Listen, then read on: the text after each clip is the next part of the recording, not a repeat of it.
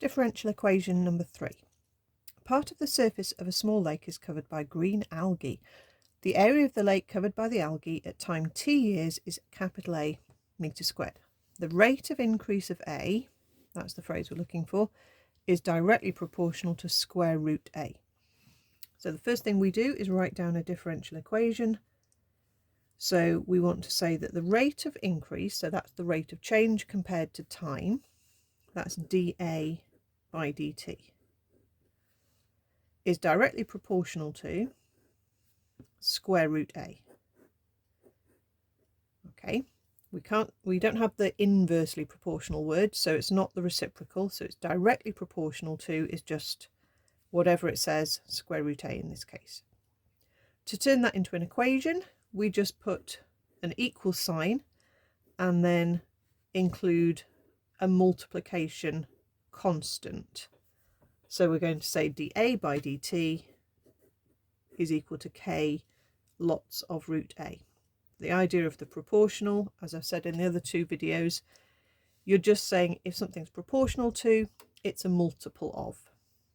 Okay, so there's our differential equation. It says increase, so we keep it positive, and if it had said decrease or anything that implies the quantity is decreasing, then you put a minus sign. So for part B, it says the area of the lake at time t is 64 and the area covered at time t is 5.5 is 196. So those are our two conditions. Before we can use those, we need to integrate. So we've got to rearrange this equation. So first job, take the dt up off the bottom. So we get that line, dA equals k times root A times dt. Then the A side is the left-hand side, so root A is in the wrong place. So that needs to come onto the bottom here. Put an integration symbol in front of both sides. And then let's just get this left-hand side ready to integrate. We can call that power a half on the bottom, so it's power minus a half on the top. So I haven't integrated yet, it's just ready to integrate. Okay, it's not linear power 1 on the bottom, it's power half on the bottom. So it's not a log, it's just a normal upper power divided by new power.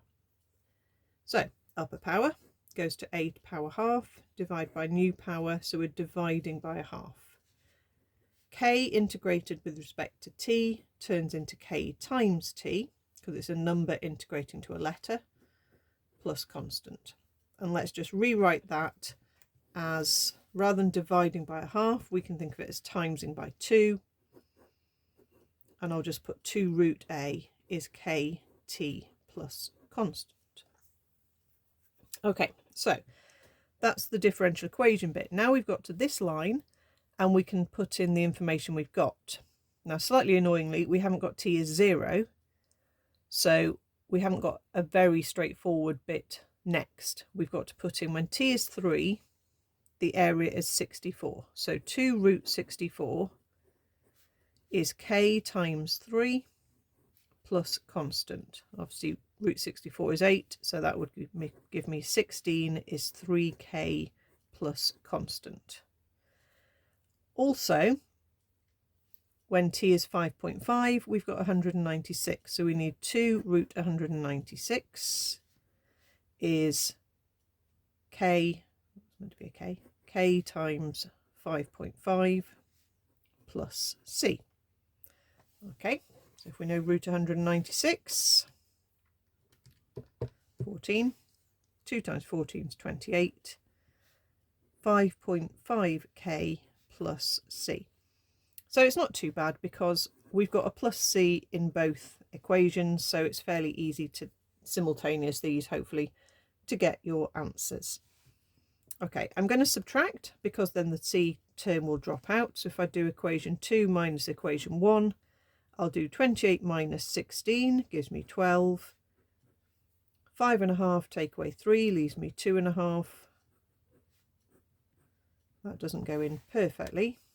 Okay, so I get 12 over 2.5, which is 4.8.